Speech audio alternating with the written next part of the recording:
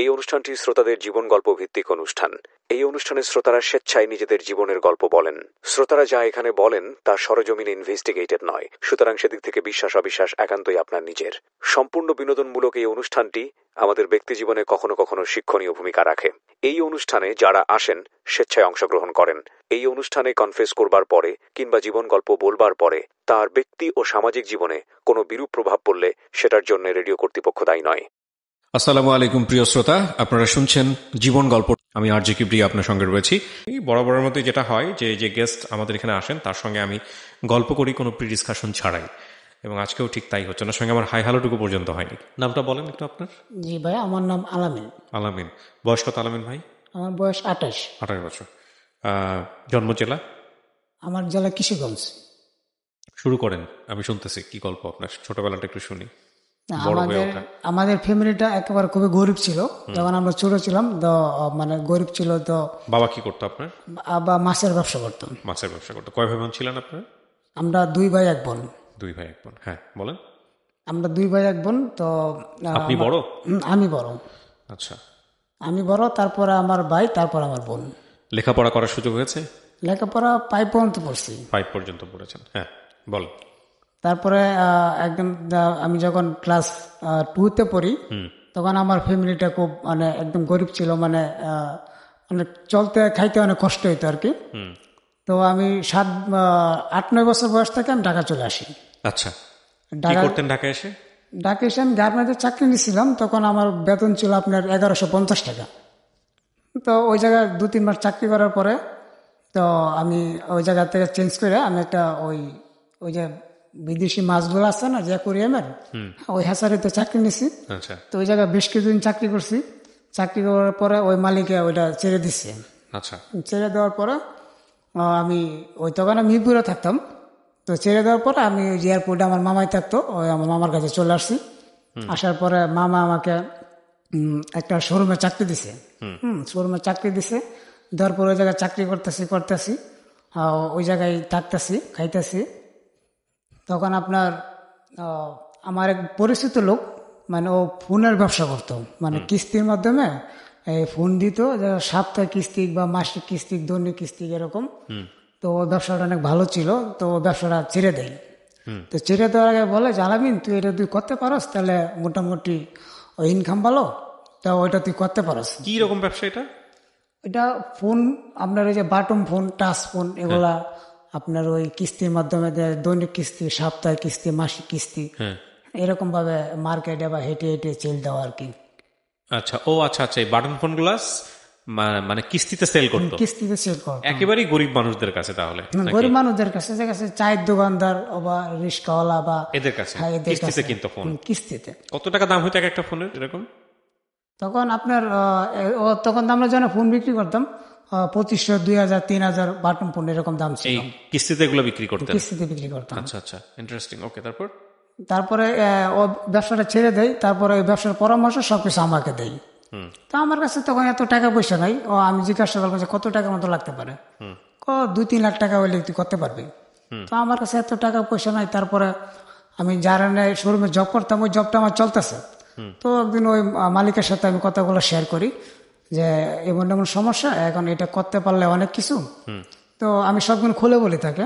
খুলে বলার পরে উনি চিন্তা ভাবনা করে উনি মনে করে যে না সেটা ভালো। তারপরে আমাকে প্রথম 100 পিস ফোন কিনে দেয়। 100 পিস? হ্যাঁ, অনেক টাকা। অনেক টাকা ফোন। উনি আবার টাকা আছে অনেক, ওই যে এই জায়গায় ওই স্থানীয়। তো 100 পিস ফোন আমাকে কিনে দেয়। আচ্ছা, কিনে দেওয়ার পরে ওর দোকানের জন্য আগে 50 পিস, ওরও দোকান আছিল, আর আমাকে দিয়েছিল 50 পিস। তো 50 পিস ফোন আমি আপনার 1 সপ্তাহের ভিতরে বিক্রি করেছি। আচ্ছা, কিস্তিতে সব? হ্যাঁ, সব কিস্তিতে। 200 টাকাতেও ফোন নিতে পারতেছে, 100 টাকাতেও নিতে পারতেছে। হ্যাঁ, এরকম। আবার প্রতি সপ্তাহে আবার দৈনিক বা মাসিক কিস্তি দেওয়া দিই। তো এরকম আমি বিক্রি করে দিছি। তো এরকম করতে করতে একসময় আমি অনেক ফোন সেল দিয়ে পাইছি। এই 4 মাসের ভিতরে দেখি 7 লক্ষ টাকার ফোন দিয়ে পাইছি মানুষের। তো ফোনগুলো দিছি, তো টাকাগুলা দিয়ে উঠাইতে আমার কষ্ট হয়ে যাইতেছে। আবার অনেকে টাকা মেরে দেয়, মানে বুয়ার ঠিকানা দেয়, বুয়া ফোন নাম্বার দেয়া মানে উল্টা পাল্টা করে ফোন মেরে দেয়। দেখা গেছে যে অ্যান্ড্রয়েড ফোনগুলো দিতাম 15,000, 16,000 টাকা বা 1,000, 2,000 টাকা দিয়ে নিত, পরে আর ওই টাকাটা পাইতাম না। এরকম ভাবে ছেড়ে দেন। তো আস্তে আস্তে করে আমি ফোনের ব্যবসাটা বন্ধ করে দিই। তো বন্ধ করে দেওয়ার পরে টাকাটা ওটাতে খুব কষ্ট হয়, বন্ধ করে দিছি। তো হিসাব করলাম যে আমার হয়তো 3 লাখ 3.5 লাখ টাকার মতো বাকি আছে। তো একটা সময় ওই টাকাটা নিয়ে আমি খুব টেনশন করতাম, যে রাত্রে যেন ঘুমাইতাম তখন মনে হইতো যে কেউ মনে আমার টাকা মারিয়ে নিতেছে, কেউ মনে চলে যাইতেছে, বা বাসা চেঞ্জ করে বলাইতেছে, বা কেউ মনে টাকা দিবে আমাকে খুঁজতেছে। তো ওই টাকাটা নিয়ে অনেক টেনশন করতাম, যেহেতু টাকাটা আমার নিজের না, আরেকজনের টাকা দিয়ে আমি শুরু করছি। তা উনিও আমাকে ওই জায়গা থেকে খুব চাপ দেয়, টাকাটার জন্য আমাকে চাপ দেয়। তো আমিও টাকাটা উড়াতে পারতেছি না, উনিও দেখতে পারতেছে আমি উড়াইতে পারতেছি না। তো উনি চাপ দেয়। তারপরে এই অবস্থায় করছে কি, যে আমার এক দুলাভাই ইন্ডিয়া থাকে, তা আমি উনিকে ফোন দিই, আমার মনটা বেশি ভালো না, তা আমি কোথাও যাব, আর আমি ভাবছি যে ইন্ডিয়ায় চলে আসবো, আপনার কাছ থেকে কিছুদিন থেকে যাব, কিভাবে আসতে হবে। তারপরে উনি বললো যে তুই যে আসস তা এভাবে রেবে। আমি বলি এভাবে তো আসা যায় না, যেহেতু আমার কাগজপাতি নাই, তো রিক্সা তো যাওয়া যাবে না দূরে। তারপরে উনি বলতেছে যে না, আমার লোক আছে অল্প টাকার ভিতরে, ওরাই সব করবে। হ্যাঁ, ভয়ের কিছু নাই, মানে ও অনেক লোক আসা যাওয়া করে দৈনিক, ওরা অনেক লোক ওপারে ওপারে প্রতিদিন। ইন্ডিয়া চলে যাবেন তাই তো? আমি ইন্ডিয়া চলে যাবো। ওখানে কি করবেন? মানে যে আমার মনটা ভালো না, আমি কিছুদিন হয়তো থাকবো, থেকে 1 মাস বা 15-20 দিন পর আবার চলে আসবো। তারপরে উনি আমাকে সব ধরনের সিস্টেম শিখাই। তো আমি ইন্ডিয়া যাওয়ার জন্য আমি সবগুলো গোছগাছ করলাম, আমার মালিকের কাছে বলি না যে আমি চলে যাব। মানে উনি আমাকে এমনভাবে চাপ দেয় যে আমার নামে মামলা করবে, এইটা করবে, এইটা করবে। হ্যাঁ, মালিক অনেক মানে হুমকি টামকি। তুমি কোথায় দিছো নিয়ে আসতে হবে। হ্যাঁ, ফোন যে করে দিছি সবগুলো ডকুমেন্ট আছে, মেমো ছাড়া তো কাউরে দেয়নি। আবার উনি মাঝে মাঝে মেমোতে নাম্বার লেখা থেকে জিজ্ঞাসা করে ফোন দেয় যে ফোন দিচ্ছেন কিনা, কয় টাকা দিচ্ছেন, হ্যাঁ টাকা কয় টাকা বাকি আছে। হ্যাঁ, উনি আমার সঠিক তথ্যই পায়। কোনো সময় আমার উল্টা পাল্টা কিছু পায় না, উনিও দেখতে পারতেছে যে আমি টাকাটা উঠাইতে পারতেছি না, টাকা উঠাইতে পারতেন, এটাই হলো চ্যালেঞ্জ। ওইটা আর কি। তারপরে এমন করে আমি ইন্ডিয়া চলে যাই। তো আমি যেদিন যাব সেদিন আমি গাবতলি থেকে আমি যশোর বেনাপুল, রাতে 10টায় উঠলাম, সকাল 10টায় আমি যশোর বেনাপুল গেলাম। যাওয়ার পরে ওই জায়গায় না যাওয়ার পরে দেখছি অনেকগুলো দালাল, মানে আমার ব্যাগ দেখে বলতেছে ওপর ওপর, মানে আমার সব টাইনে নিয়ে যাবে এরকম। ঠিক আছে, তো আমি দুলাভাইকে ফোন দিলাম যে ভাই এমন এমন সমস্যা, তা আমি তো থাকতে পারতেছি না, মানে আমার হেটানে যে ভাই ওপার যাবেন 1,000, 2,000, 3,000 এরকম অল্প টাকার ভিতরে অনেক। উনি আবার ওই দালালকে ফোন দেওয়ার পরে বলে যে এমন সমস্যা, তা আপনি একটু ফোন দেন। তো উনি আমাকে ফোন দিয়ে বলতেছে ভাই আপনার এরকম যদি কোনো সমস্যা হয় তাহলে আপনি আমার নাম বলবেন। তো দেখি কি এরকম নাম বললে আর কেউ আশেপাশে আসে না। তো আমাকে নিয়ে যায় হোটেলে, উনি একটা লোক পাঠাইলে পরে আমাকে হোটেলে নিয়ে যাই। হোটেলে নিয়ে আমাকে নাস্তা খাওয়ানোর পরে একটা বাড়িতে এনে রাখে। তো রাখার পরে দেখি ওই জায়গার ছেলে মেয়ে অনেকেই ওই বাড়ির ভিতরে, মানে বিভিন্ন জায়গা থেকে আসে, রাতের বেলা ওরা বর্ডার পার করবে, তো অনেক বিভিন্ন জায়গা থেকে আসে। তো আমাদের অনেক লোক হয়ে গেছে, 17-18 জন লোকের মতো হয়ে গেছে, ছেলে মেয়ে সব একসাথে। তো আমাদের রাতের বেলা ওরা খাওয়ায় আপনার রাত্রে 2টার পরে একটা জঙ্গলের ভিতর দিয়ে আমাকে সবাই নিছে। জঙ্গলের ভিতর দিয়ে নেওয়ার পরে আপনার দিকে ওই জঙ্গলের মধ্যে আরো লোক আছে অনেক, সব মিলে 150-200 কাছাকাছি এরকম হবে, আরো অনেক লোক আছে। তো আমরাকে একটা নৌকার মধ্যে উঠে, মানে ওপার থেকে ধাক্কা দিয়ে ওপার আমরা চলে যাই। সবগুলা নৌকা দিয়ে আমরা পার করছে। পার করে দেওয়ার পরে যখন আমরা বর্ডারটা পার হবো তখন আমার কাছে খুব ভয় মনে হয়েছে। আর যে জঙ্গলটা আমাদেরকে নিচে, জঙ্গলে মনে হয় কেউ দুজি হারিয়ে যায়, সে সহজে রাস্তা খুঁজে পাবে না, মানে এমনি ভয়েতে অন্যরকম হয়ে যাবে। তো অনেক কষ্ট মষ্ট করে তো আমরা যখন বর্ডার পার কমু, আমরা সবাইকে বলে দিছে যে শর্টকাট, মানে আমরা তার কাটায় বেড়াটা ফাঁক করবো, এর ভিতরে যে যতটুকু মানে দৌড়ে যেতে পারো, দৌড়ে একদম সোজা ডানে বামে যাবো না, সোজা যাওয়ার পরে দেখবো একটা লোক আছে টর্চ লাইট নিয়ে দাঁড়ায় আছে, ওরাই তোমাদেরকে সবকিছু করবে। তো আমরা যেহেতু 2-3 বার আবার বলার জন্য আমরা যাই, তো বিডিআর কিন্তু 2-3 বার আমাকে ধাওয়া দিছে। তো আমরা পালায় যখন এই মাথাতে এই মাথা যায়, এই মাথা আসে, যখন আবার ওই মাথায় যায় তখন আমরা সুযোগ মতো দৌড় দিই। ওরা সব কিন্তু সিস্টেম করে দেয়। তো আমরা বর্ডার পার হইয়া তখন আমরা উপরে গেলাম, যা দৌড়ে গেছি। যাওয়ার পর একটা লোক টর্চ লাইট নিয়ে দাঁড়ায় আছে। তো উনি বলতেছে তোমরা কয়জন? তা আমরা তো অনেক লোক ছিলাম। তো কিছুক্ষণ পরে উনির কাছে একটা ফোন আসে যে 3টা মেয়ে নাকি ধরা গেছে। আমি জিজ্ঞাসা করলাম ভাই কিভাবে ধরা গেল? কয় যে উন্না, মানে যাওয়ার সময় উন্নাটা ভিজে গেছে, তার কাটার মধ্যে উন্নার চড়াইতে যায় ওরা ধরা গেছে। তো ওরা খুব টেনশন হচ্ছিল, ওরা মনে পরে জানি না ছড়াইতে পারছে কিনা। তো এমন করে আমাদের ওই জায়গায় নিয়ে রাত্রেবেলা একটা রুমের ভিতরে সবাইকে রাখছে, আগে রাতে খাবার দিছে। খাবার দেওয়ার পর বলতেছে কে কোথায় যাবে। তো আমি তামিল যাব, কেউ চেন্নাই যাবে, আর যে যে জায়গায় যাবে সেই জায়গায় টিকিট কেটে দিবে। তখন আমাকে বলে যে তুমি কোথায় যাবো, আমি বলছি আমি তামিল যাবো। তো এদিকে 5 মিনিটের ভিতরে টিকিট চলে আসছে। তো আসার পর আমি তামিল গেলাম। যাইতে আমার অনেক কষ্ট হয়েছে, যে 3 দিন 3টা রাত, মানে 6 দিন 8 দিনে, অনেক দূরের রাস্তা, যাইতে অনেক কষ্ট হয়েছে। তো ওই জায়গায় যাই আমি কিছুদিন থাকি। থাকার পরে কিছুদিন বলতে কি 20 দিনের মতো থাকি, 20-25 দিন এরকম থাকি। থাকার পরে ওই আবার বাংলাদেশ আসবো। তো তখন ওই জায়গায় একটা লোক কি দেখলাম যে কিছু কিছু কাপড় বিক্রি করে। আপনার বাংলাদেশের যেগুলো কাপড় ওই জায়গায় অনেক দাম, আবার ওই জায়গার কিছু কিছু কাপড় বাংলাদেশে অনেক দাম, অনেক উল্টা পাল্টা এরকম। তো ওই জায়গার থেকে আমার মনে ইচ্ছা হয়েছিল যে আমি কাপড়ের ব্যবসা করবো। তো আমি ওই জায়গায় থাকার পরে দুলাভাই একটা কুমিল্লায় একটা লোক আসবে, উনির সাথে আমাকে কন্ট্যাক্ট করায় দেয়। মানে 10,000 টাকা আমাকে কুমিল্লা পর্যন্ত এনে ঢাকার বাসে উঠে দিবে। তো উনি আমাকে 10,000 টাকা কন্ট্যাক্টেই কুমিল্লা এনে তারপর আমার ঢাকার বাসে উঠে দিই। উঠে দেওয়ার পরে আমি আসি। আসার পরে আবার ওই যে ফোনের টাকাগুলো, তখন আমি মালিকের সাথে আর দেখা করি না। মানে উনি জানতো যে আমি আসছি, দেখা করি না বা টাকা ওঠার জন্য আমি চেষ্টা করতেছি। আবার পাশাপাশি আমি কাপড়ের ব্যবসা করবো। তখন আমার একটা বন্ধু আপনার উত্তর আজিমপুর ওই জায়গায় কাপড়ের ব্যবসা করে, তখন আমি ওর কাছে যাই। যাই বলি যে দোস্ত আমার এরকম আমি কাপড়ের ব্যবসা করবো, তো কেমনে কি করা যায়। পরেও আমাকে সব ধরনের সহযোগিতা বললো যে আপনি আপনি করলে ভালো হয়। তখন আমি কাপড়ের ব্যবসা শুরু করি। আর পাশাপাশি আমি কাপড়ের ব্যবসা কি বাংলাদেশ না ইন্ডিয়াতে? এখন বর্তমানে আমি বিভিন্ন কাপড়ের ব্যবসাটা কোথায় শুরু করলেন? বাংলাদেশে, ঢাকাতে। ঢাকাতে। ওকে। এখন আবার আমি বাংলাদেশ থেকে ইন্ডিয়া কাপড় পাঠাই প্রতি মাসে 2 বার। ইন্ডিয়াতে গিয়ে কি করলেন আপনি ওই সময়টা? তো গেলেন, আপনি গেলেন না? ইন্ডিয়াতে আমি মূল উদ্দেশ্য আমার মনটা ভালো ছিল না, আমি গেছি একটু। এই এত ধকল পয়া জাস্ট মন ভালো করতে গেছেন? গিয়ে কয়দিন ছিলেন ওখানে? ওই জায়গায় আমি প্রায় 1 মাসের কাছাকাছি, 25-26 দিন হবে এরকম। ভালো লেগেছে ঘুরে? না তেমন বেশি ভালো লাগে নাই। তারপর আবার তো বাংলাদেশে ঢুকলাম। আবার বাংলাদেশে ঢুকলাম। এগুলো সব ভিসা পাসপোর্ট ছাড়াই? হ্যাঁ, ভিসা পাসপোর্ট ছাড়াই, সব চোরাই পথে? চোরাই পথে। আচ্ছা, তারপর? চোরাই পথে বলতে কি আপনার ওই যে সব মিলে 7,500 টাকার মতো খরচ হয়েছিল বুঝতে পারছি। যাওয়া পর্যন্ত। হ্যাঁ, তারপর? ওরা বাংলাদেশে আসার পরে আমি কাপড়ের ব্যবসা সবগুলো সিস্টেম করলাম, এটা করব। আর পাশাপাশি ফোনের টাকাটা ওঠার জন্য চেষ্টা করি। হ্যাঁ। তো একটা মানে নাম্বার, উনি একটা ফোন নিছে আমার কাছ থেকে 13,000 টাকা দিয়ে, আমার মনে আছে 13,000 টাকা দিয়ে নিচ্ছে। 1,500 টাকা জমা দিচ্ছিল, 2 মাসের টাকাটা পরিশোধ করার কথা ছিল। কিন্তু যখন থেকে উনি ফোনটা নিচ্ছে তখন থেকে উনি নাম্বার বন্ধ। যে বাসার ঠিকানা দিছে এই বাসায় এরকম নামের কেউ থাকে না, মানে সব উল্টা পাল্টা ঠিকানা দিছে। তো ওই নাম্বারটা আমি রেখে দিছি, প্রায় সময় ট্রাই করি, ফোন খালি বন্ধ। তো আমি ইন্ডিয়া থেকে আসার পরে নাম্বারটা ঢুকালাম, ঢুকানোর পরে দিয়ে রিং হচ্ছে, হঠাৎ রিং হচ্ছে। তা আমি ধরলাম, তো নাম্বারটা একটা মেয়ের কাছে চলে যায়। তো মেয়েটার বাড়ি সাতক্ষীরা। তো আমি ভাবলাম যে হয়তো টাকা দিবে বা বয়াতে, মানে বোয়া ঠিকানা। আমাকে বলে ভাই আমি তো ফোন টোন আনি না, আমার বাড়ি সাতক্ষীরা, আমি ঢাকাতে কোনো সময় যাই নাই, আমি ফোন আনতে যাবো কেন।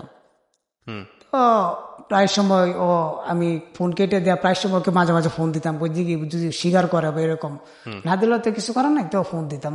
তো একটা সময় আমি ভাবলাম যে আমার মনে হয় যে ওই নিয়ে ফোনটা নিছে আমার কাছ থেকে। তো উনির সাথে আমি ভালোভাবে কথা বলতাম। আমি মানে এরকম একটা সম্পর্ক তৈরি করছি, দেখেন আমি তো আপনার ভাইয়ের মতো নেই, আমি তো যে আপনার ভাই হইতাম তাহলে আপনি আমার সাথে কথা বলতেন না, আমরা তো আমার বোনের মতো নেই, তাই না। তো এরকম করে উনি বলে যে ঠিক আছে, তো আমি মাঝে মাঝে ফোন দেন। আমি মাঝে মাঝে ফোন দিই, উনি কথা বলে। তো পরে বুঝতে পারলাম যে আসলে ফোনটা উনি নেই, ফোনটা অন্য একজনে নিছে বা বুয়া ঠিকানা দিয়ে নিছে, ওর ঠিকানা দিয়ে দিছে, বুয়া ঠিকানা দিয়ে ফোনটা নিয়ে নিছে আমার কাছ থেকে। তারপরে একদিন ফোন দিলাম, ও ছোট বন্ধু হলো, মানে যার সাথে আমার এই যে রিলেকশন, ও ছোট বন্ধু হলো। ধরা বলে খেয়ে আমি পরিচয় দিলাম, আপনি কেন এই নাম্বারে ফোন দেন। ছোট বোনের সাথে আপনার সম্পর্ক? হ্যাঁ, ছোট বোনের সাথে আমার সম্পর্ক ছিল। আচ্ছা, তারপর? তো আপনি এই নাম্বারে ফোন দেন কেন, ওই নাম্বারে আর ফোন দেন না। আমি বললাম যে দেখেন আপা, আমি তো আপনার ভাইয়ের মতো নেই, আর আপাই তো ওর বড় বোনের নাম ছিল সেলিন আপা। তাই সেলিন আপার সাথে আমার পরিচয়, উনি আমাকে ভাইয়ের মতো শ্রদ্ধা করে, আমি বোনের মতো শ্রদ্ধা করি, মাঝে মাঝে কথা বলি। তো ওই জায়গা তো অন্য কিছু মাইন্ড করার মতো কোনো কিছু না। তা আপনি হঠাৎ করে মানা করতেছেন, ঠিক আছে আপনি তো মানা করেন, তা ফোন দিব না, আমার তো তার আগে সেলিন আপার কাছে শুনতে হবে, ঠিক আছে। উনি মানা করলে আমি আর ফোন দিব না। তার ঘন্টা খানিক পর আবার ফোন দিছি, ও আবার ওই মেয়েটাই ধরছে, ও ছোট বোন ধরছে। ধরার পরে বলতেছে ভাইয়া দেখেন আপনাকে মানা করার পর আপনাকে ফোন দেন বারবার, তো এটা তো আসলে ভালো লোকের কাজ না, ঠিক আছে। তো ওই জন্য উনির সাথে আমার অনেক কথা কাটাকাটি হয়, হওয়ার পরে আমি আর ফোন টোন দেই না। তো উনি 1 সপ্তাহ বা 10-12 দিন এরকম হঠাৎ করে আমার ফোন দেয়, ও ছোটো বোনের নাম্বার থেকে ফোন দেয়। ফোন দিয়ে বলতেছে ভাইয়া সরি, আপনি মন খারাপ করছেন আমার কথা শুনে। আমি বললাম যে আপনাকে তো চিনতে পারিনি, পরিচয়টা দেন। বলে যে আমার বোনের সাথে আপনি মাঝে মাঝে কথা বলতেন, আমি আপনাকে মানা করছিলাম, তো আপনি মন খারাপ করছেন, ওর জন্য আপনার কাছে সরি। আচ্ছা, ওর পার্সোনাল নাম্বার থেকে? ওর পার্সোনাল নাম্বার থেকে। তো আমি বললাম যে এই জায়গাতে সরি বলার কিছু নাই, হ্যাঁ হয়তো আপনি মানা করছেন, আমি তো আর ফোন দেই নাই। তো ও আমার কাছ থেকে অনেক কিছু জানতে চাইছে, আমি কোথায় থাকি কি করি। তো অনেক কিছু জানার পরে তখন আমার কাপড়ের ব্যবসাটা মোটামুটি রানিং চলতেছে। তো আমার কাছে অনেক জানতে, আমি সবগুলো বললাম, আমি ওর বিষয়টা সবগুলো জানতে চাইছি, আমি বললাম। তা ওর ভিতর ও আমাকে বলে যে দেখেন আপনার নাম আলামিন, আমারও একটা বন্ধু ছিল, ওর নাম আলামিন। তো আপনি গিয়ে বন্ধুত্ব হিসেবে যদি আমার সাথে কথা বলেন, তাহলে আমি আপনার সাথে কথা বলবো, ঠিক আছে। তো আর আমি যে আপনার সাথে কথা বলবো আপু যেন না জানে, আর আপনি কখনো আপুরে ফোন দিয়েন না। তো ওর সাথে আমার এরকম কথা বলতে বলতে বা 3 মাসের মতো ওর সাথে আমার এরকম কথা হয়েছে। মানে ও আমাকে বলতে পারে না, আমি ওকে বলতে পারি না। 3 মাস আমরা এরকম কথা বলছি। তো 3 মাস পরে ও আমাকে বলে যে আসলে আপনাকে ভালো লাগছে, আপনি কি আমার সাথে রিলেশন করবেন, এরকম সরাসরি সে বললো। তো আমি বললাম যে আমারও তো আপনাকে ভালো লাগছে, কিন্তু আমি তো আপনাকে সরাসরি বলতে পারি নাই, ফোনে বলতে পারি নাই, আপনি সেই অপেক্ষাটা আমি ছিলাম। তো সেই দিনে আমরা দুজনের মধ্যে সবকিছু হয়, ডিসকাস হয়। তো হওয়ার পরে এমন করে তার সাথে রিলেশন চলতেছে, আর আমার কাপড়ের ব্যবসা ওদিক দিয়ে আমার চলতেছে মোটামুটি ভালো। মেয়েটার বাড়ি কোথায় ছিল, কি অবস্থা জানতেন আপনি? হ্যাঁ, মেয়েটার বাড়ি তখন আমি ঠিকানা বলেন না এখানে, মানে আমি জানতে চাচ্ছিলাম জানেন কিনা তখন পর্যন্ত, দেখেন তো নাই সামনাসামনি, দেখছেন? না, সামনাসামনি দেখি নাই, জাস্ট খালি ফোনে সবই রং নাম্বার, আমরা দেখি নাই বা এরকম হয় নাই। হ্যাঁ, আর বাড়ি ছিল আপনার সাতক্ষীরা জেলা। ওকে, তারপরে এরকম করে কথা চলতে চলতে তারপরে আপনার একটা সময় তার সাথে ভালো একটা সম্পর্ক আমার, মানে এমনও রাত যায় গেছে আপনার সারা রাত কথা হয় প্রতিদিন, মানে 300, 200, 250 টাকা ফোনে যাই, সারা রাত 5 ঘন্টা 6 ঘন্টা 10 ঘন্টা কথা হয়। আবার ও দিনের বেলা মানে যখন মনে পড়তো তখনই, বেশিরভাগই ওর সাথে সময়টা কাটতো, 24টা ঘন্টার ভিতরে সময়টা ওর সাথে কাটতো, ও আমার সাথে সময়টা কাটাতো। তারপরে একটা সময় দেখেছি কি যে ও ঢাকা চলে আসবে, আমি ওকে নিয়ে আসবো। তো আমাকে বলে যে ঠিক আছে আপনি বাসা নেন, আমি চলে আসবো আপনার কাছে। তো আমি বললাম যে বাসা নিব হঠাৎ, তুমি কি আসবা সত্যি? হ্যাঁ আমি চলে আসবো। তো আমি বাসা নেই, বাসা নেওয়ার পরে ও আর আসে না। তো আমাকে 1 সপ্তাহ 10 দিন এরকম করে অনেক ঘুরাইছে, মানে ওই সমস্যা যে কোনো একটা না একটা সমস্যা থেকে থাকে, ও আর আসে না আমার কাছে। তো আমার কাছে না আসার পরে আমি বাসাটা ছেড়ে দিই, 1 মাসে ভাড়া দেয়, বাড়িওয়ালাকে মানা করে আমি বাসাটা ছেড়ে দিই। তো বাসাটা ছেড়ে দেওয়ার পরে ও এমন করে আবার 2-3 মাস কথা হলো, আবার বলে বাসা নিতে। তো আমাকে অনেক বললো যে এবার আর মিস করবো না, তুমি একটা বাসা নাও, আমি চলে আসবো, অনেক কিছু। তারপরে আমি আবার ওর কথা শুনে বাসা নিই, নেওয়ার পরে সে আবার এরকম আগের মতো মানে ঘোরাফেরা শুরু করছে, আসে না। তো ওর বাড়ির থেকে অনেক প্রবলেম, তারপরে ওই রকম কইরা এই বাসাটাও ছেড়ে দিছি। ওই বাসাটা আমি ওর জন্য 2 মাস অপেক্ষা করছি, 2 মাস থেকে আমি 2 মাসে বাড়াতে চাচ্ছি, ও আসে নাই। তো ও আসে নাই, তোর আগে ওর সাথে আমার কথা মতো বন্ধ হয়ে যাও, আমি ইচ্ছা করে যোগাযোগ করি না, মানে 1 সপ্তাহ 2 সপ্তাহ যোগাযোগ হয় না তার সাথে। তো ও আমাকে প্রতিদিনই ফোন দেন, আমি ফোন কিন্তু রিসিভ করি না। তো SMS করে যে সরি, ভুল হয়ে গেছে, এরকম আর কখনো হবে না, আমি যেটা বলবো সেটাই হবে। তো হঠাৎ করে ওর বিয়ার মানে কথা মতো চলতেছে, ওর বিয়ার কথা চলতেছে, ওদের বাড়ির পাশের গ্রামে কথা চলতেছে। তো আমার কাছে ও বলে নাই।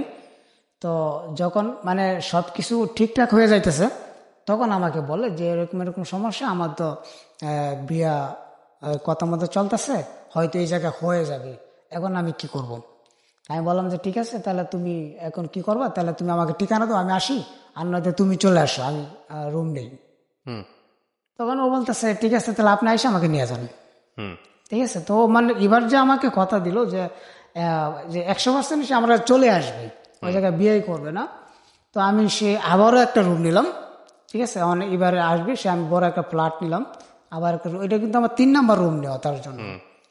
আবার একটা রুম নিলাম, নেওয়ার পরে যেদিন যাওয়ার ডেট ছিল আমার ওকে আনতে যাব, তো সেদিন আর আমি যেতে পারি নাই। মানে ওর প্রবলেম, আমার প্রবলেম না, ওর সমস্যা। ও আমাকে মানা করছে যে একদিন পরে আসেন।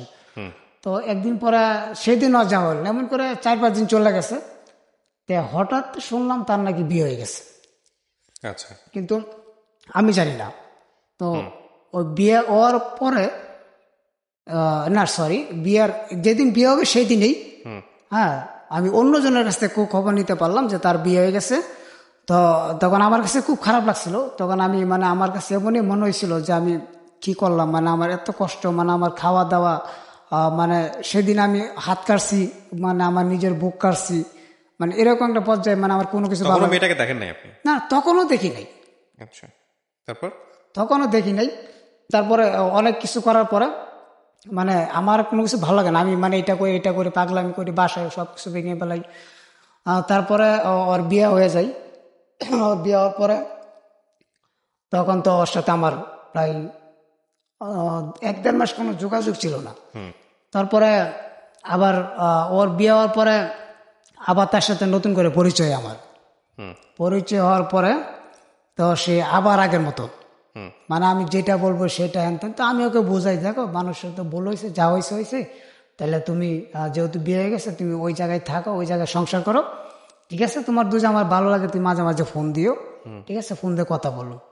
আমাকে বলা যে আমার এই সংসার ভালো লাগে না, আমাকে জোর করে বিয়ে দিছে, আমি বিয়ে করতে রাজি না।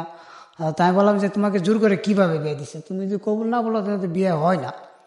বলে যে আমার আব্বু বলছে যে আমি যদি বিয়ে না করি আমার আব্বু আত্মহত্যা করবে, ঠিক আছে? তো আমাকে অনেক ভয় টয় গেছে। তারপর আমি বিয়েতে রাজি হয়েছি। আচ্ছা। তারপরে আমি ওকে বুঝাই, ও আমাকে প্রতিদিনে ফোন দেয়। তো ওর বিয়ে করার 4-5 মাস পর আমি বিয়ে করি। আচ্ছা। আমি বিয়ে করি, আমার গ্রামে বিয়ে করি। তো আমি বিয়ে করে গ্রামে 1 সপ্তাহ 10 দিন থাকি, আবার ঢাকা চলে আসি।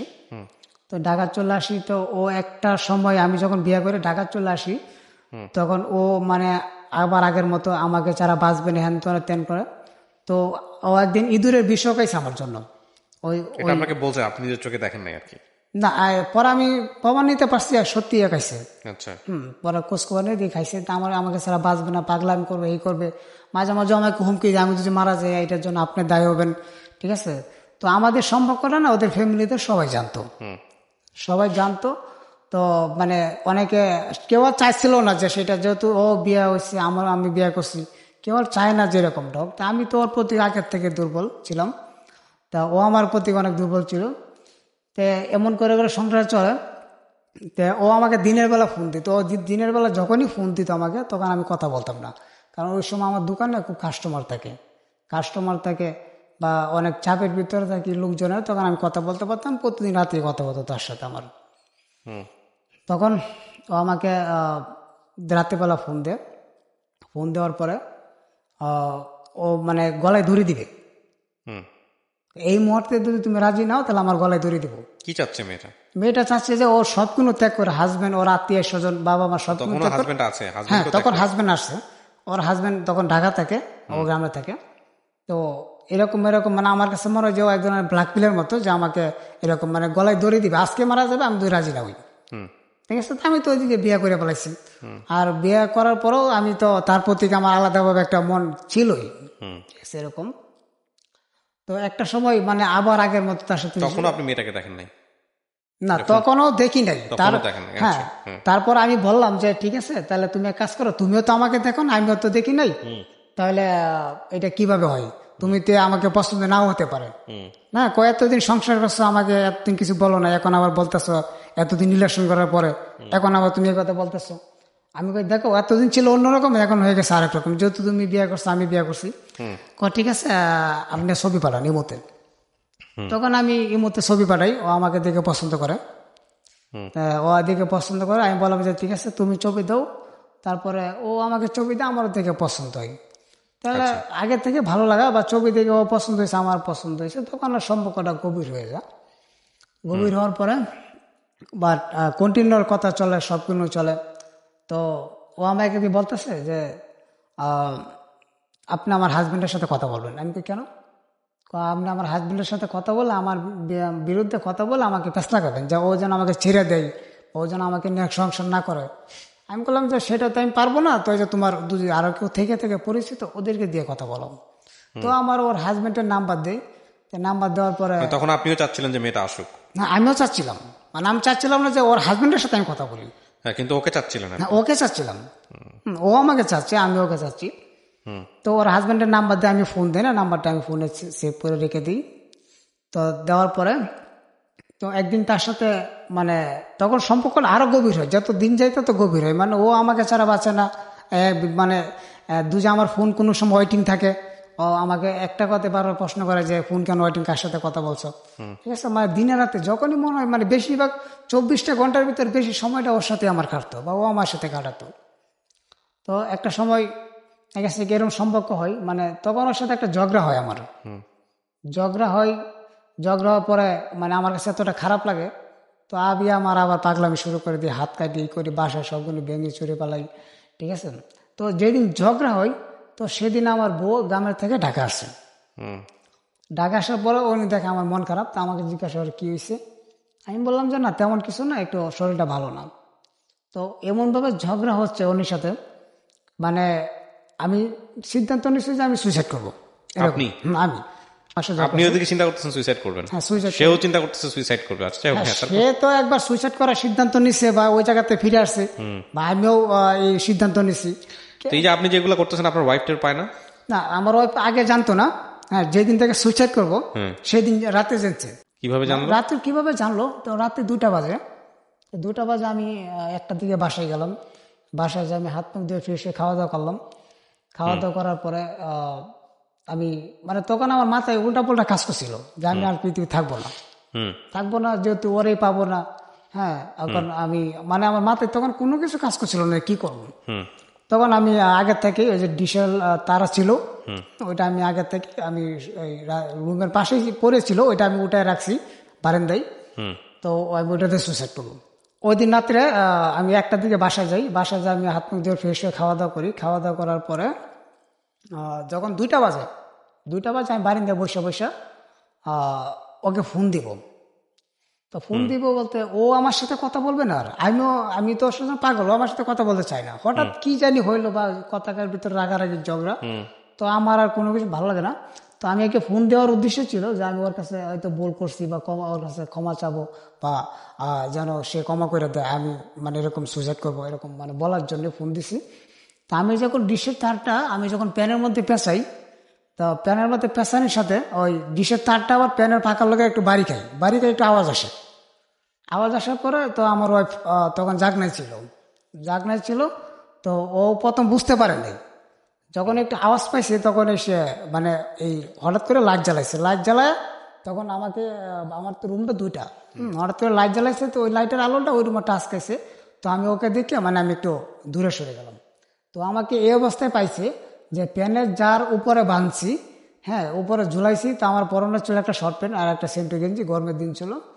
তো ডিশের তার উপরে বাঁধার পরে মানে এই অবস্থায় যে আমি গলায় ঝুলাবো, এই অবস্থায় সে আমাকে পাইছে।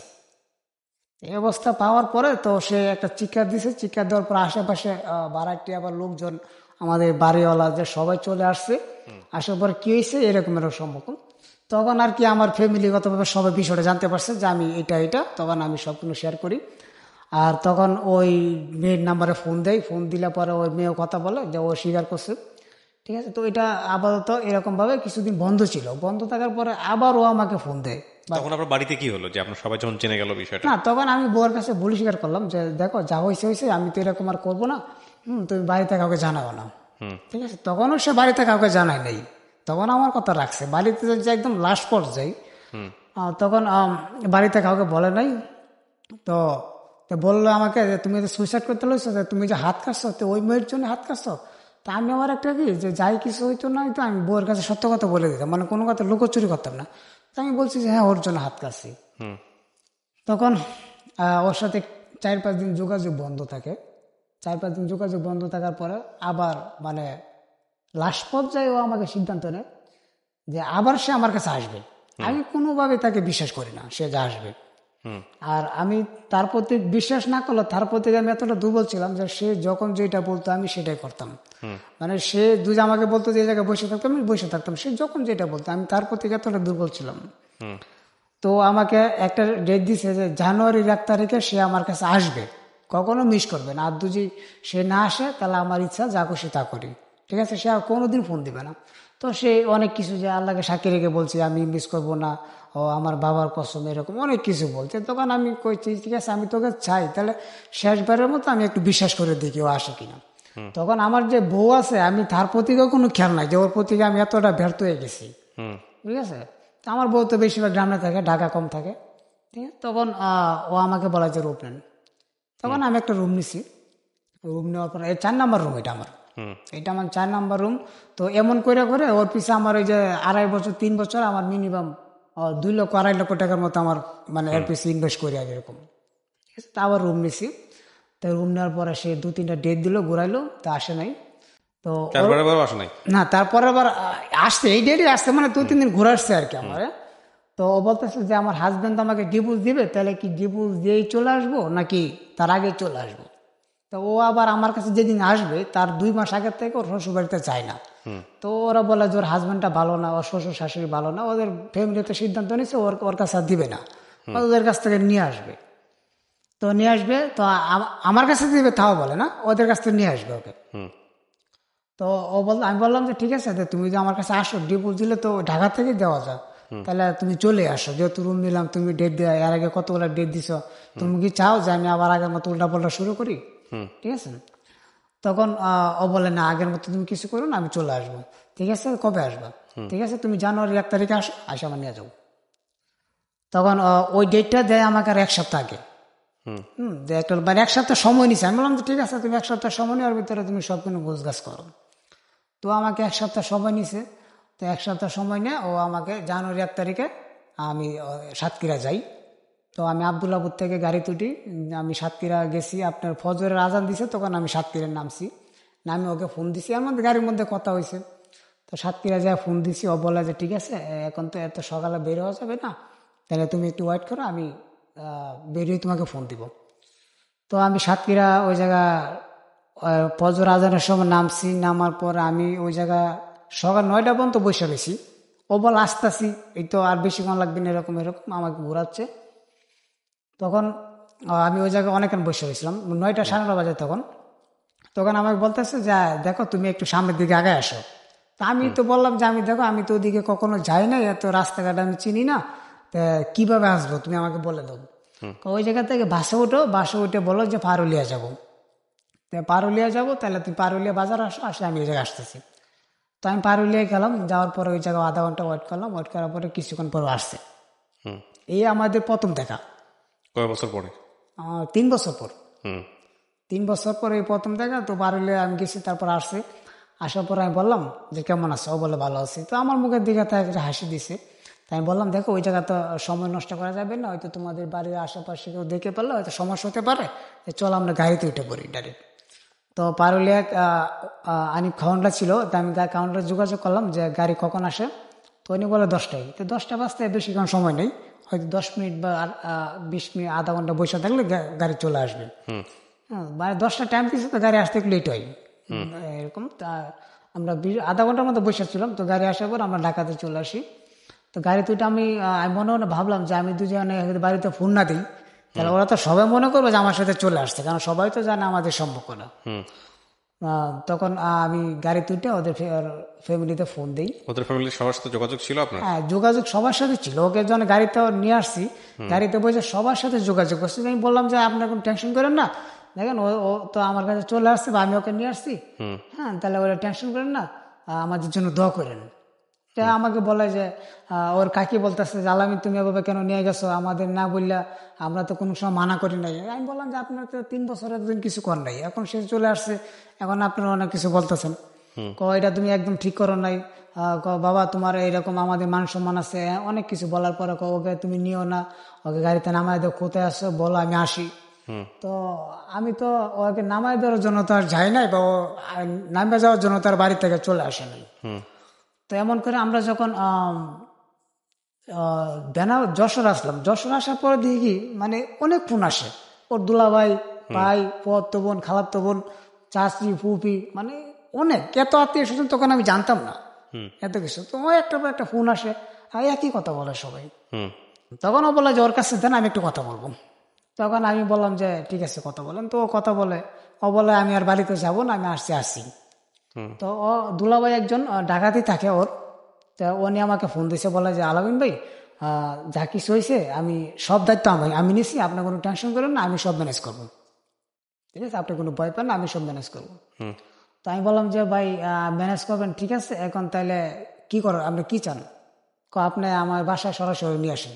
তা আমি মনে মনে একটা ভাবছিলাম যে আমি যদি ওর বাসায় সরাসরি নিয়ে যাই, হয়তো একটা ঝামেলা সৃষ্টি হতে পারে, যেহেতু আমি বাইরে থেকে যে নিয়ে আসছি, হয়তো পুলিশ দিয়া বা এলাকার লোকজন দিয়া বা আমাকে এরকম একটা সমস্যা হতে পারে। তো আমি ওকে বাসায় নিয়ে যাইনি। তো ওকে নিয়ে সরাসরি আমি নতুন বাসায় চলে গেছি। আমি যে বাসাটা নিলাম ওই বাসায় চলে গেছি। চলে যাওয়ার পরে তো রাতে হোটেলে খাওয়া দাওয়া করলাম। খাওয়া দাওয়া করার পরে তো ওকে জিজ্ঞাসা করলাম যে কেমন লাগে। তো আমার প্রশ্নের উত্তর দেয় না।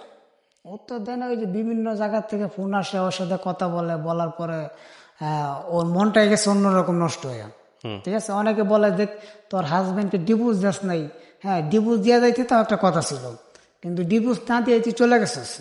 হ্যাঁ, তো এখন তুই তোর হাজবেন্ডে মামলা করে, তোর আব্বা তো সারা জীবন জেল কাটতে হবে।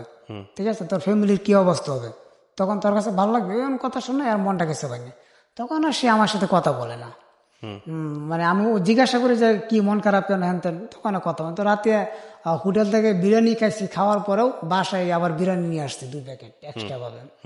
তো আমি আবার রাতে যে কোনো সময় কি লাগলে আমি খাই, তো আমি খাই, ও খাইতেছে না।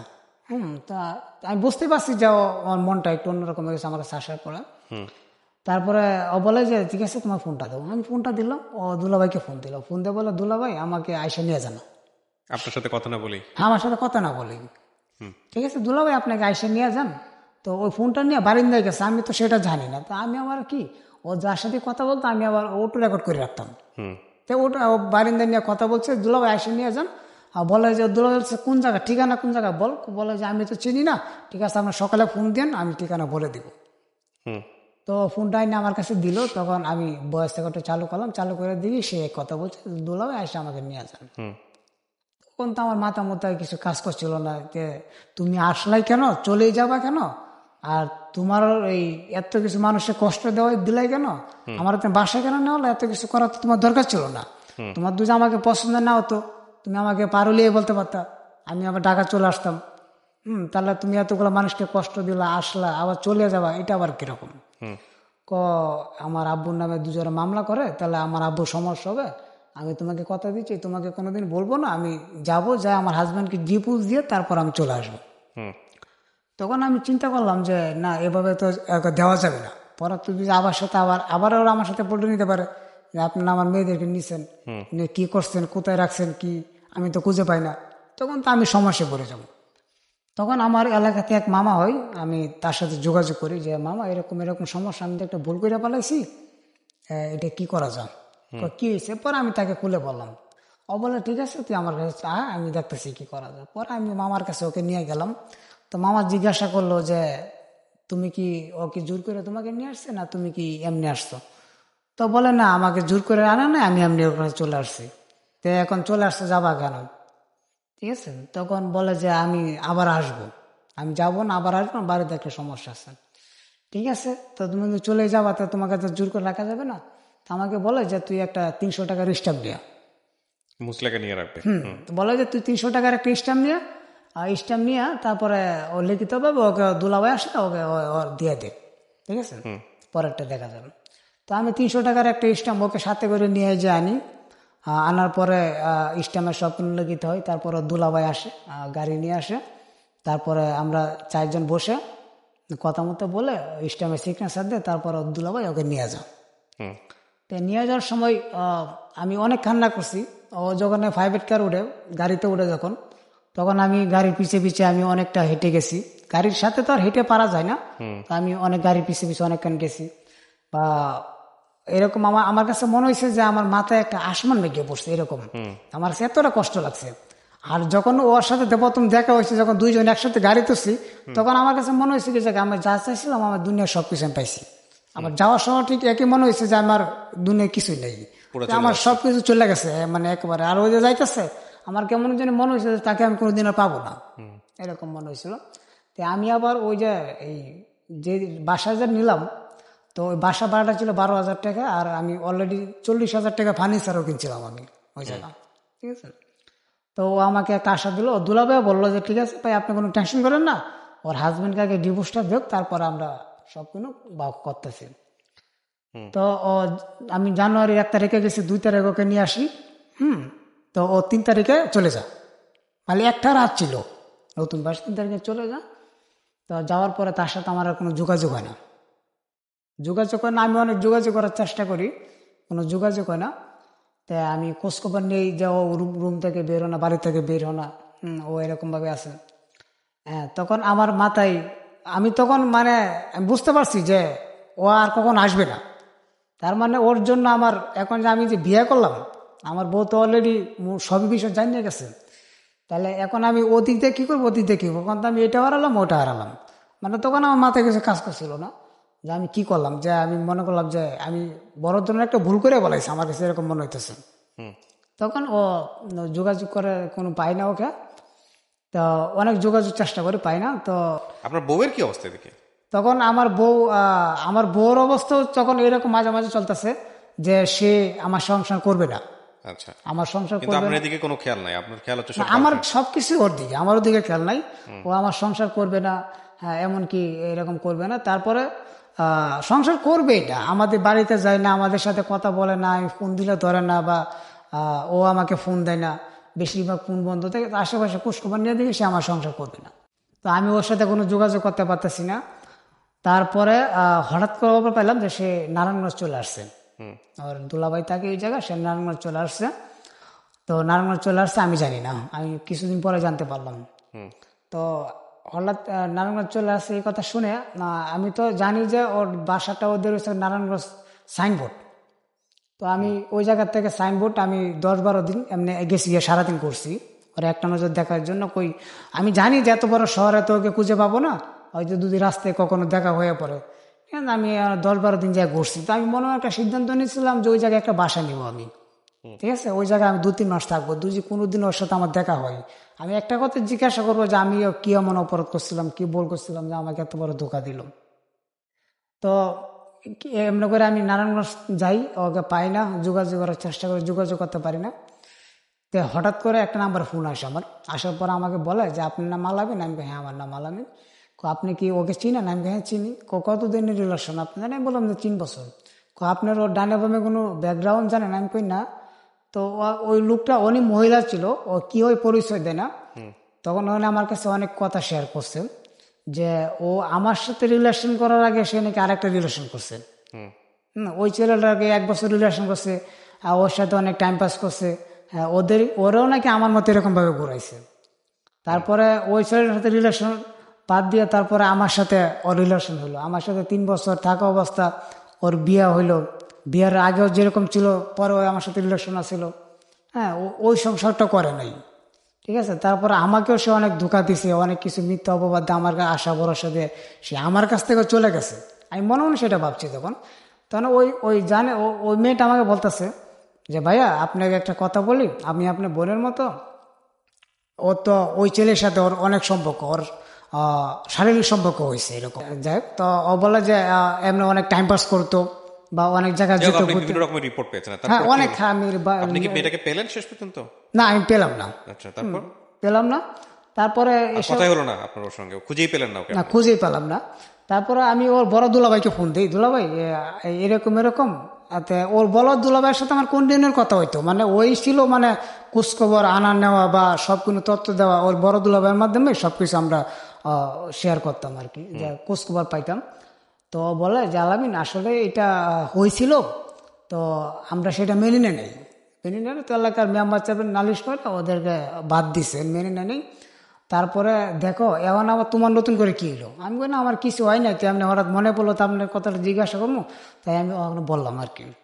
আচ্ছা, বললো যে ও কি আপনাকে ফোন দিচ্ছিল? আমি বললাম যে আমার সাথে তো জানুয়ারি 3 তারিখ পর থেকে তো আমার সাথে কোনো যোগাযোগ হয় নাই, ঠিক আছে। আমি তো ফোন দিয়ে বলছিলাম যোগাযোগ করার জন্য, তো ফোন দেয় নাই কেন? আমি বললাম যে কেন দেয় না তা তো আমি জানি না। তো উনি বলতেছে যে দেখেন যে আপনি কাজ করেন, হয়তো কিছু টাকা খরচ হবে, তো আপনি যদি সত্যি সত্যি ওকে চান, তো আপনি একটা কবিরাজের মাধ্যমে আমি সব কিছু ভাগ করে দিই। হ্যাঁ আচ্ছা, আমি আমি বুঝতে পারছি আপনার শেষ পর্যন্ত গতি প্রকৃতি কোন দিকে যাচ্ছে। এদিকে আপনার বউয়ের কি অবস্থা? না, এইটা বলতেছি। তো যখন কবিরাজের মাধ্যমে আমি সবগুলো ভাগ করে দিই, তো ওকে আপনি বিয়ে করেন, ও রাজি হবে। ঠিক আছে, আমার কাছে এরকম পরিচিত কবিরাজ আছে। তো ওই যেদিন ওর সাথে কথা মতো বললাম এই বিষয়টা নিয়ে, আমি রাজি হয়েছি যে ঠিক আছে আমি তোকে চাই, রাজি হয়েছি। ওদিক তো আমার সংসারে যাই মানে যাওয়ার পর দিই, তো হঠাৎ করে দেখি কি আমাদের বাড়িতে কোর্ট থেকে কাগজ আসে। কাগজ আসার পর আমি খোঁজ খবর পেলাম যে উনি আমার বউ যে কোর্টের মাধ্যমে যে আমাকে ডিভোর্স দিছে, তো এটা এরকমভাবে দিছে যে আমি নেশা করি, গাঁজা মদ খাই, কাজকাম করি না, মানে ওই যৌতুকের টাকার জন্য মারধর করি, মানে অনেক কিছু মিথ্যা তথ্য দিয়ে একটা কোর্টের মাধ্যমে একটা উকিল নোটিশ পাঠাইছে আমার কাছে, ডিভোর্স দিবেন। তো কেউ বলে ডিভোর্স হয়েছে, কেউ বলে হয় নাই। তো আমি অনেক খোঁজখবর নিয়ে দেখলাম যে অনেকে বলে যে ডিভোর্স হয় নাই, ডিভোর্স দিতে গেলে খাজি অফিসে যেতে হয় বা সরকারি একটা চিলাস ওটা দিতে, মানে কেমন যে বললো, তো এটা হয় নাই। তো এখন বর্তমানে ওর মতো আছে, আমার মতো আমি আছি। তো এখন ওদের ফ্যামিলি আমার ফ্যামিলি আবার এরকম মানে চাইতেছে যে যা কিছু হয়েছে। তো আমি আবার ভুল স্বীকার করে নিচ্ছি যে আমি যা কিছু করছি আমি এরকম ভুল করব না। ঠিক আছে, তো ওরা আবার নতুন করে চাইতেছে যে আবার নতুন করে বিয়া করার মানে হোক, মানে আমরা আগের সম্পর্কটাই থাকো। আর ওই যার সাথে আমার রিলেশন ছিল ওর সাথে আমার যোগাযোগ, যখন আমি খবরটা পাইলাম তখন আমি মন ত্যাগ করে বাদ দিলাম যে আমি এতদিন যা করছি আমি সেটা ভুল করছি। ঠিক আছে, আমার ওইটা করা একেবারে উচিত হয় নাই। আর বিয়ার আগে করছি সেটা অন্য সাবজেক্ট, আমি বিয়ার পরেও কেন তার কথা শুনে আমি তার প্রতি এতটা দুর্বল হয়ে গেলাম। আর তার জন্য আমি আজকে 2টা বছর ধরে কিন্তু ওর জন্য বাড়িতে যাইনি। আজকে 2 বছর ওর জন্য আমি বাড়িতে যাইনি, আর আমার সাথে কোনো যোগাযোগ নাই। এখন আমার ওয়াইফ এই পর্যায়ে আছে যে আমাকে কোর্টের মাধ্যমে ডিভোর্স দিল, আর ওর সাথে আমার যোগাযোগ আছে 3 মাস। জানুয়ারি 3 তারিখ থেকে আমার সাথে 3 মাস ধরে ওর সাথে কোনো যোগাযোগ হয় না। ওর মতো আছে, আমার মতো আমি আছি। তো আমি চাই না যে মানুষটা আমাকে ভুলে যেতে পারে তাকে মনে না করাই ভালো। আর আমার কাছে এখন মনে হয়েছে কি যে আমি একটা ভুল করে বলেছি যে ওর সাথে কেন সম্পর্ক হলো, কেন আমি ওর সাথে কথা বললাম। যে আমার মানে এখন আমি ওকে মন থেকেই আমি চাই না ওকে। আমি মনে ভাবি যে আমার ওয়াইফ ছিল, ওরই ভালো ছিল, সব দিক দিয়ে আমার কাছে পারফেক্ট ছিল। আমি একটা ভুলের জন্য ওর মনে কষ্ট দিলাম, হয়তো ওদিকে দুদিক দিয়ে কষ্ট পাইলাম। এখন বর্তমানে ভাই আমি এই পরিস্থিতিতে আছি। তো আমার ফ্যামিলিগতভাবে ওরা সবাই হয়তো আগের মতো জিনিসটা মিলানোর জন্য চেষ্টা করতেছে। আপনি এখনো কি মেয়েটাকে লাভ করেন? না, এখন আমি তাকে লাভ করি না। ওই জীবনে একবারই দেখছেন? একবারই দেখছি আমি। এরপরে মেয়েটা এখন কোথায় আছে কিছু জানেন না? আমি জানি ও নারায়ণগঞ্জ থাকে, কিন্তু কি আর একটা বিয়ে করছে? তাও জানি না আমি। তাও জানেন না। আপনার স্ত্রী যে ডিভোর্স দিল সেই ডিভোর্সটা কি অ্যাক্টিভ হয়ে গেছে, মানে ডিভোর্সটা কি কার্যকর হয়ে গেছে? না, এই যে অনেকে বলে যে কোর্টের মাধ্যমে হয় নাই। সম্পর্ক আছে আপনার স্ত্রীর সঙ্গে? হ্যাঁ, এমনি 1 মাস ধরে যোগাযোগ হয় না। যোগাযোগ হয় না? যোগাযোগ হয় না। আপনার স্ত্রীকে কি আপনি পছন্দ করেন? মানে আমি ওকে পছন্দ করি। মানে এখন আপনি স্ত্রীকে নিয়ে সংসার করতে চান? আমি স্ত্রী নিয়ে সংসার করতেছি। আপনার স্ত্রী কি বলে? আমি অন্যভাবে খোঁজ খবর পাইলাম যে ও বলছে যে আমি যদি সবগুলো ছেড়ে ভালো হয়ে দুই যে ওর কাছে যেতে পারি, ও আমার কাছে আসবে।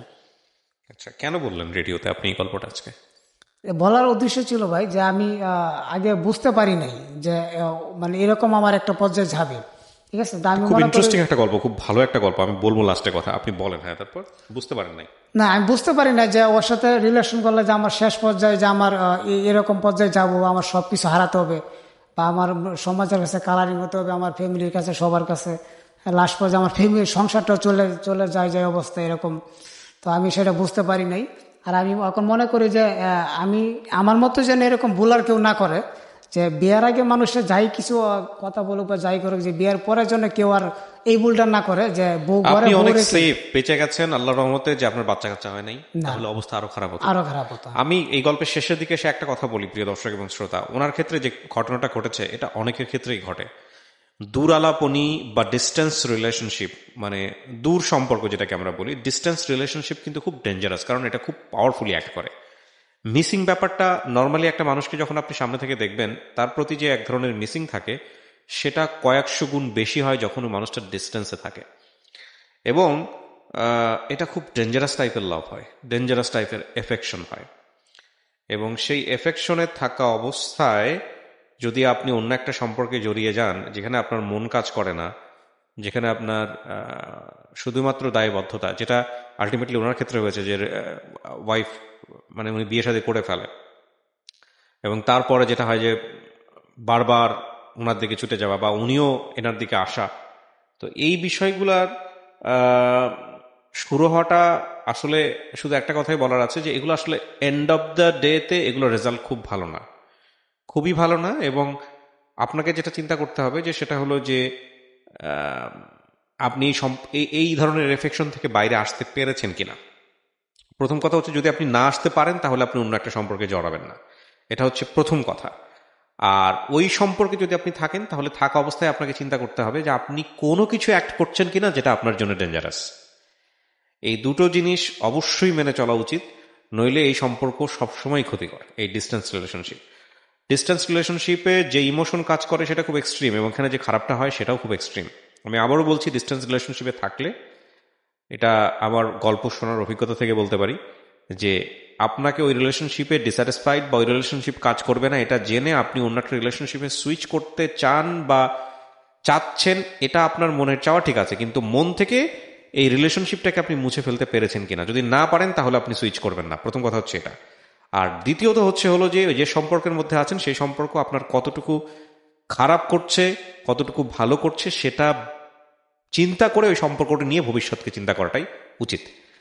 মূল কথা, মোদ্দা কথা এবং সার কথা হচ্ছে যে এই সম্পর্কে ডিস্টেন্স রিলেশনশিপে থাকা অবস্থায় এই রিলেশনশিপের উপর আনহ্যাপি হয়ে অন্য কোনো ধরনের সম্পর্কে জড়াবেন না যতক্ষণ পর্যন্ত এই ডিস্টেন্স রিলেশনশিপ একেবারে জিরো না হয়ে যায় আপনার ক্ষেত্রে। কজ এটার ইম্প্যাক্ট খুব ভয়ানক হয়। কারণ আমরা আসলে যে সম্পর্কেই থাকি না কেন, কোনো সম্পর্কটাই শতভাগ আমাদেরকে স্যাটিসফাইড করে না। This is scientific thing. এবং আমরা আসলে ওই ইটালিয়ান একটা প্রবাদ আছে, সেটা হচ্ছে ওরা বলে যে সৃষ্টিকর্তা একটা হার্ট তৈরি করেছে, সেই একটা হার্টের ভেঙে অর্ধেক দিয়েছে একটা ছেলের মধ্যে একটা মেয়ের মধ্যে, বা আপনি যাকে খুঁজছেন তার মধ্যে, এবং তারপরে পৃথিবীতে ছেড়ে দিয়েছে। এরপর যেটা হয়েছে যে এই অর্ধেক হার্ট বাকি হার্টকে খুঁজে বেড়াচ্ছে, ম্যাচ করার চেষ্টা করতেছে। একটা ম্যাচ করে, মনে হয় ম্যাচ হচ্ছে না। এখন বোঝেন এত কোটি মানুষ, তার মধ্যে সে তার পারফেক্ট মানুষটা খুঁজে পাবে কিভাবে? তো ম্যাক্সিমাম মানুষই হলো সারা জীবন খুঁজতে খুঁজতেই জীবনটা শেষ হয়ে যায়। তো আমাদের অবস্থাটা হচ্ছে এটাই, যে কেউই আমরা আসলে কারোর জন্য পারফেক্ট না। পারফেক্ট করতে হয় পারফেক্ট সম্পর্ক আসলে করতে হয়, কারণ পারফেক্ট আসলে কেউই রেডিমেড না, কেউই আসে না, আসলে পারফেক্ট করে নিতে হয়। So thank you so much, অনেক ভালো থাকেন। অনেক চমৎকার একটা গল্প, যদিও খুব মার্জিনাল ক্লাস স্টোরি, বাট খুবই খুবই খুবই ইম্প্যাক্টফুল এবং লেসন থাকার মতো একটা গল্প। শেষ করছি আজকের মতো।